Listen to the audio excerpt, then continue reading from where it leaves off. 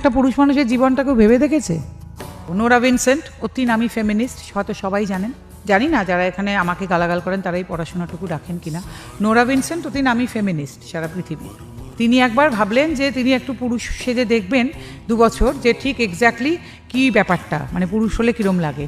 উনি পুরুষ সেজেছিলেন 2 বছর, তারপর 1.5 বছরের পরে আর থাকতে পারেননি, মহিলা হয়ে গেলেন উনি। আবার দেখলেন যে পুরুষ মানুষের প্রতি নারীদের দুর্ব্যবহার এবং সব কিছু এত খারাপ, উনি বললেন এটা জাস্ট নেওয়া যাচ্ছে না। Men are suffering. They have different problems than women have, but they don't have it better. They need our sympathy, they need our love. এবং ওনাকে তখন জিজ্ঞেস করা হয়েছিল যে আপনি কি মহিলা হয়ে তাহলে থাকতে ভালোবাসবেন?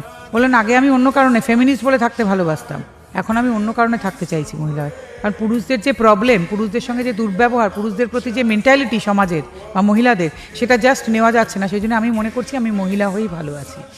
আর পুরুষদের ব্যাপারটা কেউ বুঝতেই পারেন না, উনি সেই কারণে তখন মহিলা হয়ে থাকতে চাইছেন।